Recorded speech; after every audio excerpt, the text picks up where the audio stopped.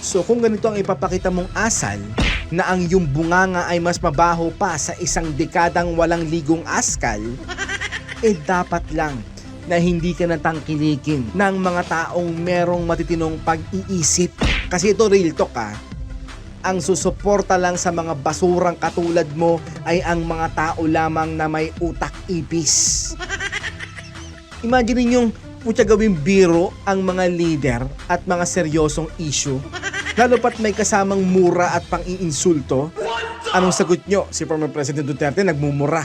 O ito ang rebuttal ko sa inyo. Si former President Duterte nagmumura dahil may tinatakil na issue. Pero si Vice Ganda hindi kayang magpatawa ng walang iniinsultong tao sa kanyang mga video. Kaya nga panay basura ang mga lumalabas sa bunganga niya na naa-adapt ng kabataan. Kaya nga tama lang na matawag siyang pambansang bastos ng ating bayan. Mga idols, panahon na para tumindig laban sa ganitong klase ng entertainment na hindi marunong rumespeto sa dating presidente na mahal ng Filipino masses. Hello mga kabayans, what's up? This is Mr. Rio, Influencer Vodcast. So marami po tayong pag-uusapan sa ating vodcast ngayon mga idols. Gaya na lang po ng nag-content request po sa akin tungkol sa isang river drive na binabatikos ng bagong congressman ng Las Piñas. Dahil alam nyo ba na sa Las Piñas ay may isang proyekto na hindi masyadong nabibigyan ng pansin? Pero malaki ang naitutulong sa traffic at sa baha. Ito yung tinatawag na river drive mga idols. At sa video na to, ipapakita ko kung bakit dapat natin itong kilalanin at suportahan. Ang Las Piñas Zapote River Drive ay proyektong ginawa para po dalawang bagay ang matugunan. Una, bawasan ng pagbaha. Pangalawa, magbigay ng alternate route sa sobrang sikip ng Alabang Zapote Road. May bahagi po ito na halos 6 kilometers mula C5 extension hanggang CAA route. Tapos, sa may Zapote River Drive na halos 18 kilometers. Ang plano mga idol ay i-extend pa ito papuntang Molino at sa iba pang mga connecting roads para sa mas marami pang daan. Dati raw mga idol, ang mga daan sa tabi ng ilog ay pang maintenance lang. Ngayon, ginawa itong functional roads na pwedeng dumaan ang mga private vehicles. So sa madaling salita mga idol, malaking bagay po ito para sa mga Las Piñero na araw-araw na nakikipagsabayan sa trapiko. At alam nyo ba mga idol na kung dati halos 1 oras bago makatawid sa ilang kilometro sa Alabang Zapote, ngayon meron na pong mas mabilis na opsyon. Ayon sa mga ulat, umabot po ng 30% hanggang 60% ang bawas sa travel time sa ilang bahagi ng River Drive. Bukod pa dyan, dahil nakaparallel ito sa ilog, may flood control features din po ito. Ito po ay parte ng mas malaking plano para i-rehabilitate ang Las Piñas at Zapote River's cleaner waterways at mas maayos na drainage. Ang ganda, di ba? Sa madaling salita, hindi lang ito kalsada, kundi lifeline tuwing may baha at tuwing rush hour. Outstanding! Sa madaling salita mga idol, solusyon po ito na gawa sa tamang foresight. Dahil kung wala ang proyektong ito, imagine niyo na lang kung gaano kasikip lalo ang Alabang Zapote ngayon. At oo, may mga challenges pa tulad ng road safety at accessibility. Pero ang direksyon ay tama dahil dagdag daan, bawas trapiko at bawas baha. At tandaan, hindi lang Las Piñas ang nakikinabang dito mga idols. Ang River Drive ay konektado sa mga ruta papuntang Bacoor, Parañaque at iba pang lugar. Ibig sabihin, mas maraming motorista ang natutulungan ng River Drive na ito. Kaya para sa akin, kung ang proyekto na may klarong benepisyo sa mga tao, deserve po nitong suportahan at i-improve palalo. So guys, sa panahon ngayon na ang trapiko at baha ay pang-araw-araw na laban, malaking tulong po ang River Drive na ito para sa ating mga kababayan dyan sa Las Piñas. Kaya naman saludo ako sa gobyerno ni PRRD at kay former Senator Cynthia Villar sa pagtulak na mabuo ang River Drive project na ito noong 2020. Hindi ito perpekto, pero ito ay malaking hakbang paabante para sa mas maayos at mas mabilis na biyahe patungong South. So sa isang congressman na ngayon ng Las Piñas na bumabati ko sa proyektong ito, malamang ay hindi mo nakikita ang pangmatagalang benepisyo nito. Siyempre, siguro kasi hindi sila ang magbe-benefit ng credit nito. Kaya naman ang mensahe ko na lamang sa reklamador na congressman na yon, magtrabaho ka na lang, boss. Hindi yung kontra ka ng kontra sa proyektong napapakinabangan naman ng mga Las Piñeros. Okay? Kaya kung gusto nyo na mas marami pang ganitong infrastructure projects, tayo mismo ang dapat sumuporta at mag-demand na magpatuloy ito. Dahil sa huli, tayong lahat ang panalo. So ngayon naman mga idols, may mga bumabati ko sa naman kina former President Duterte at kay former Senator Cynthia Villar dahil sa rice tariffication law, dahil nabubulukan daw ng bigas ang NFA at lahat daw ng ito ay dahil daw po sa rice tariffication law. Pero teka muna, totoo ba yan? Or isa na namang kwento na kulang sa konteksto at kaalaman? Tara, himayin natin yan. Unang-una, alamin natin ang totoo. Noong 2019, pinirmahan po ni Pangulong Rodrigo Roa Duterte ang Rice Tariffication Law or RTL, na ang layunin ay alisin ang quantitative restrictions sa pag-angkat ng bigas at palitan na lamang ito ng taripa. Bakit? Siyempre guys, para bumaba po ang presyo ng bigas at magkaroon ng mas malinaw at transparent na sistema sa pagpasok ng mga imported rice dito sa ating bansa. Saan naman napupunta ang kita mula sa mga taripa? Siyempre, diretso po ito sa Rice Competitiveness Enhancement Fund or RCEF mga idol, na ginagamit para matulungan ang mga magsasaka sa pamamagitan ng makinarya, binhi, pautang at mga pagsasanay. So malinaw mga idol na meron pong benepisyo ito sa mga magsasaka at syempre sa merkado. So anong pinuputok ng butsi ng mga bumabatikos kina PRRD at former Senator Cynthia Villar dito? No? Ngayon, sabi ng mga kritiko, dahil daw sa RTL or Rice Tariffication Law, nawala na ng silbi ang NFA at kaya daw may mga nabubulok na bigas. Sus naman. Eto guys, ang totoo. Hindi na talaga pangunahing tungkulin ng NFA ang mag-import at magbenta ng bigas. Ang mandato po nila ngayon ay panatilihin na lamang ang buffer stock para po sa mga emergency at mga calamity relief. That's it. Ayon po kay Senadora Villar, hindi na po epektibo ang NFA sa price control dahil nalulugi. Nagkakautang ng bilyon-bilyon at may history ng mga stock na nabubulok. Yun po ang dahilan kaya mas mabuting tutukan ng NFA ang pagbili ng lokal na palay para masuportahan ang farm gate prices kaysa makipagkompetensya sa private importers.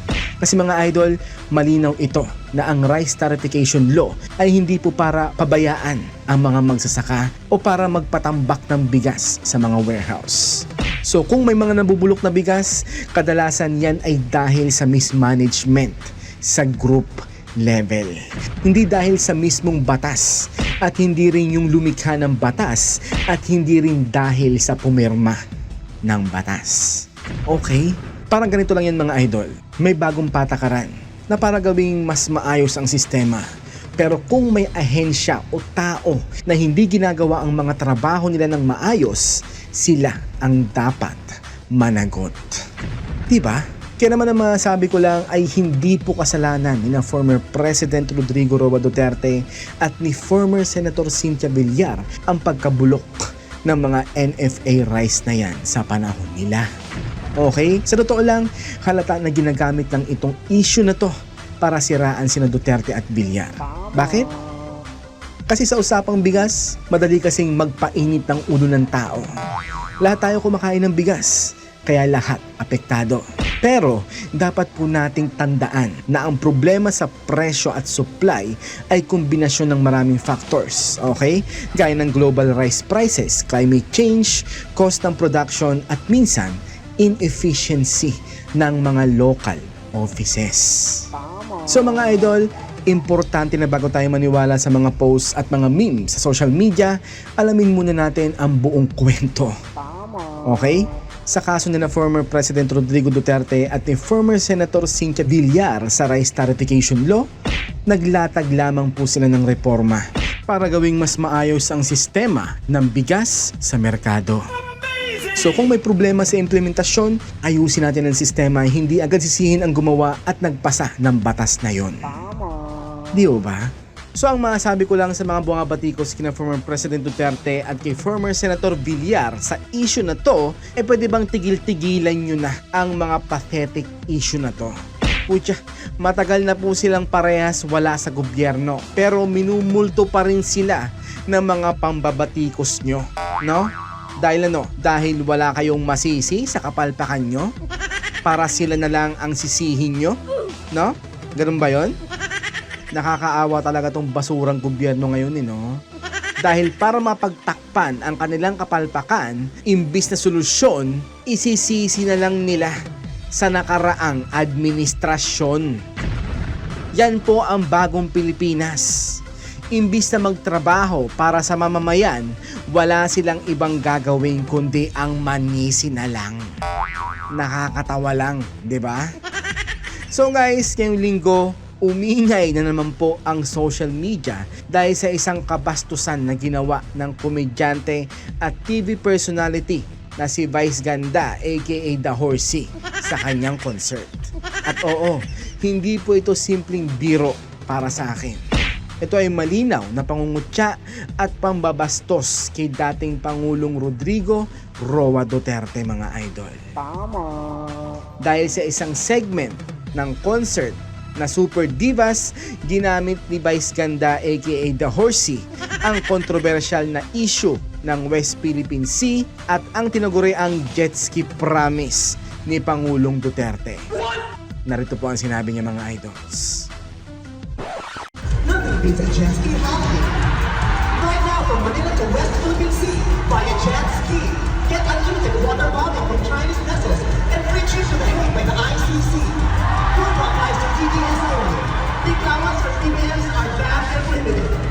Huwag sa bungan ng tama ito. O diba? Ito ba ang klaseng biro na dapat nating tinotolerate, mga idols? Putya, ginawang punchline ang isang seryosong issue sa ating teritoryo at ginamit pa para insultuhin hindi lang si dating Pangulong Duterte, kundi pati ang kanyang mga taga-suporta. At kung mapapansin nyo, mga idol, sa dulo may halo pang mura. Putya, certified na diretsong kabastusan ang mga ganitong klaseng biro sa publiko. Wala na bang inaasahan natin dyan kay Vice Ganda aka The Horsey? Pambansang bastos naman talaga ang dapat na title niyang basura na yan. Noong ko pa sinabi sa inyo, mga idols, diba, na ang basurang bastos na yan ang dahilan kaya sobrang daming kabataan ngayon ang bastos sumagot at mga twiran. Malamang mangmang si Vice Ganda aka The Horsey sa katotohanan na si former President Rodrigo Roa Duterte ay naging pangulo ng bansa sa loob ng 6 na taon at marami siyang ginawa para sa kapayapaan, sa kampanya laban sa droga at sa pag-angat ng law and order sa bansa. Pwede mong hindi sang-ayunan, Vice, ang lahat ng desisyon niya. Pero iba ang makipagdebate sa pulisiya at iba ang mambastos ng pagkatao sa entablado. Putya, ang West Philippine Sea ay issue ng soberanya at seguridad ng bansa.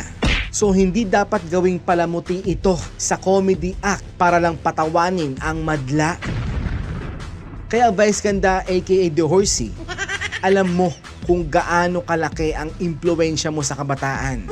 Kaya nga uulitin ko na kaya kita natawag na pambansang bastos kasi ikaw ang humubog sa kanilang maging bastos sumagot at mga twiran. Alam mo ring may milyon-milyon kang followers. So kung ganito ang ipapakita mong asal na ang iyong bunganga ay mas mabaho pa sa isang dekadang walang ligong askal, dapat lang na hindi ka natangkilikin ng mga taong merong matitinong pag-iisip. Kasi ito real talk ang susuporta lang sa mga basurang katulad mo ay ang mga tao lamang na may utak ipis. Imagine ninyong putya gawing biro ang mga leader at mga seryosong issue, lalo pat may kasamang mura at pang-iinsulto. Anong sagot nyo? Si former President Duterte nagmumura. O ito ang rebuttal ko sa inyo. Si former President Duterte nagmumura dahil may tinatakil na issue. Pero si Vice Ganda hindi kayang magpatawa ng walang iniinsultong tao sa kanyang mga video. Kaya nga panay basura ang mga lumalabas sa bunganga niyan na naa-adapt ng kabataan. Kaya nga tama lang na matawag siyang pambansang bastos ng ating bayan. Mga idols, panahon na para tumindig laban sa ganitong klase ng entertainment na hindi marunong rumespeto sa dating presidente na mahal ng Filipino masses. Ang pagiging persona non grata ay simboliko lang, pero sapat para ipakita na ang Davao City at ang buong Pilipinas ay hindi basta-basta tatanggapin ang ganitong pambabastos sa isang leader na naglingkod sa ating bayan. Sa kaya ng problema sa iyo, Vice, hindi mo kayang magpatawa ng wala kang nilalait. Kaya nga ang estilo mo ay talaga namang nakakairita at nakakagalit. Yan ang dahilan kaya deserve malagasan ng 1 million followers ang katulad mong tukmul ka. Kaya tama lang ang panawagan nila na i-boycott ka. For more vodcast, please subscribe to Mr. Rio Official on YouTube and follow Mr. Rio Influencer Vodcast sa Facebook Meta. Amazing! Maraming salamat, makabayans.